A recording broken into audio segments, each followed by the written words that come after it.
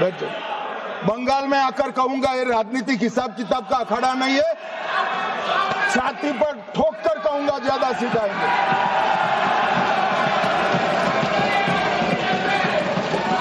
मान्यवर 2013 के, अरे बैठ जाओ वकील साहब बैठ जाइए। मान्यवर 2013 में जे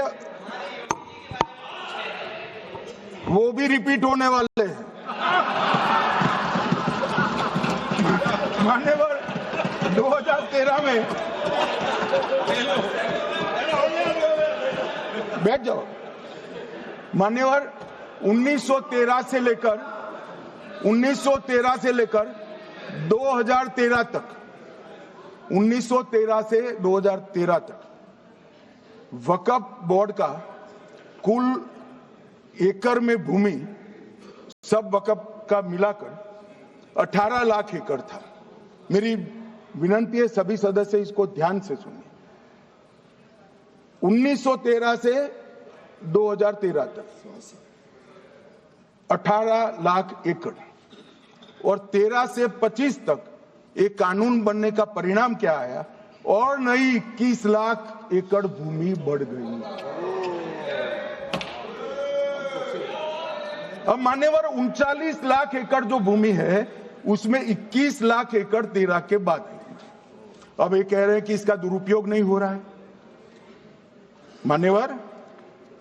और लीज पर दी गई संपत्तियां 20,000 थी और 25 में रिकॉर्ड के हिसाब से, हो सकता है गलत भी हो सकता है, रिकॉर्ड्स के हिसाब से शून्य हो गई। तो मान्यवर संपत्तियां कहां गई?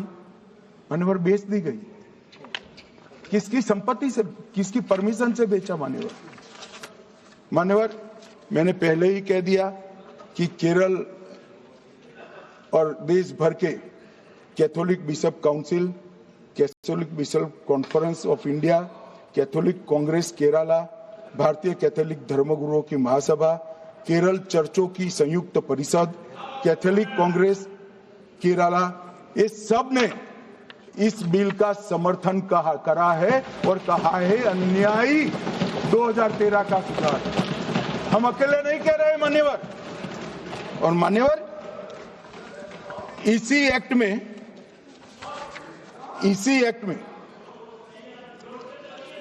हमने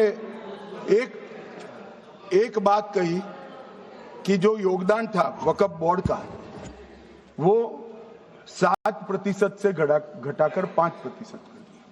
मान्यवर अब ये जो कह रहे हैं ये मुसलमान भाइयों के हित में कह रहे हैं, जिसका विरोध कर रहे हैं, या अहित में? अगर 7 से 5% हमने कम किया तो कहां जाएगा? वो वक्फ में रहेगा। वक्फ बोर्ड का कम किया है। जो मस्जिद चल रही है उसको हमने 2% बढ़ाया है। ये उल्टा समझ रहे हैं मान्यवर। ये बिल जमीनों की सुरक्षा प्रदान करेगी मान्यवर। किसी की जमीन अब घोषणा मात्र से वक्फ नहीं बनेगी, उसको प्रोटेक्शन मान्यवर। पुरातत्व विभाग और एएसआई की जमीन को हम सुरक्षा देंगे। आदिवासी भाइयों की शेड्यूल 5 और शेड्यूल 6 की जो जमीन है वो सुरक्षित हो जाएगी। निजी संपत्ति जो आम नागरिकों की है वो भी सुरक्षित हो जाएगी। और वक्फ करने के लिए स्वामित्व को दान तो साहब अपनी संपत्ति का ही कर सकते हैं, गांव की संपत्ति का दान नहीं कर सकते। तो वक्फ निजी संपत्ति से ही स्वामित्व के बगैर नहीं हो पाएगा। इसमें पारदर्शिता लाने के लिए सूचना की प्रक्रिया को दाखिल किया गया है। वक्फ बोर्ड की वक्फ की जो संपत्ति घोषित करने की अधिकार थे उसको समाप्त कर दिए। कलेक्टर से सर्टिफाइड कराना पड़ेगा और नए वक्फ पारदर्शी तरीके से पंजीकृत भी करने पड़ेंगे। रजिस्ट्रेशन के बगैर कोई संस्था नहीं चल सकती। और मुस्लिम ट्रस्ट अब तक के जो है उसको हमने इस जो माफ करना, कई सारे ऐसे मुसलमान भाई हैं जो वक़्फ़ के कानून को अंदर दायरे में आना नहीं चाहते। मुझे मिले थे वोरा समाज वाले, वोरा समाज है, अहमदिया है, कई सारे ऐसे समुदाय हैं, सिया भी है, पसमंदाओं के भी कुछ ट्रस्ट हैं। वो सभी को मैं एक आनंद का समाचार देना चाहता हूं, अब मुसलमान भी ट्रस्ट एक्ट के अंदर अपना ट्रस्ट रजिस्टर करा सकता है। इसके लिए कंपलसरी नहीं है कि वो वक़्फ़ के कानून में भी जाए, चैरिटी कमिश्नर एक्ट के तहत वो करने वाला है। मान्यवर, भूमि के रिकॉर्ड का कार्यालय होगा, समाचार पत्र और क्षेत्रीय भाषाओं में इसकी एडवर्टाइज दी जाएगी। ढेर सारे प्रावधान मान्यवर इसके अंदर किए हैं। महिला, सिया, पसमंदा, वोरा, अहमदिया, उनका हमने समावेश किया ही है। और उन्होंने कहा, मैं सुन रहा था, मान्यवर एक फैशन हो गई, राम जन्मभूमि का मंदिर बनाने की बात आई तो इस देश के अंदर खून की नदियां बह जाएगी, मुसलमान रोड पर आ जाएगा, मुसलमानों का ये हो जाएगा, वो ट्रिपल तलाक, फिर से डर, सीए आया कि मुसलमानों की नागरिकता चली जाएगी। जिन जिन ने भाषण किया है, एक मुसलमान की नागरिकता गई है तो बता दो। मुसलमान भी जानता है।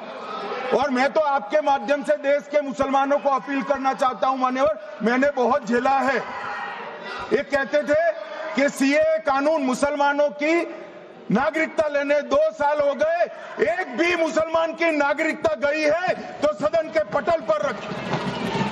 कितना झूठ फैलाया इन्होंने। मान्यवर, धारा 370 हटाई, ये कह रहे थे मुसलमानों का ये हो जाएगा, वो हो जाएगा, फिर से उमर अब्दुल्ला जीत कर आज शासन करें। आतंकवाद समाप्त हो गया, विकास शुरू हो गया, पर्यटन बढ़ गया। मान्यवर, एक कांग्रेस पार्टी और उसके साथियों ने मुसलमान भाइयों को डरा डरा कर अपनी वोट बैंक खड़ी करने का काम किया। हम नहीं डरा रहे मुसलमानों को, आप डरा रहे हो भाई।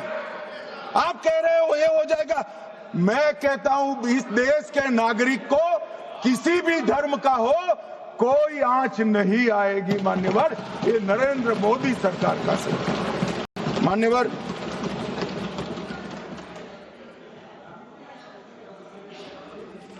इनको मान्यवर ना पिछड़ों की चिंता है ना मुसलमानों की। ये सालों से जातिवाद और तुष्टीकरण इसके आधार पर काम करते हुए आए हैं और जातिवाद और तुष्टीकरण की राजनीति कर कर अपने परिवार की पॉलिटिक्स को आगे बढ़ाए हैं।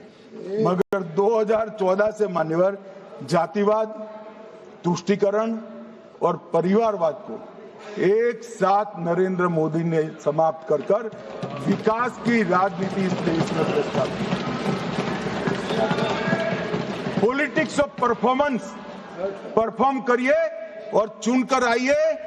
3 टर्म मोदी जी को चुना है और 3 टर्म भारतीय जनता पार्टी की सरकार रहने वाली है। मेरी बात ठीक कर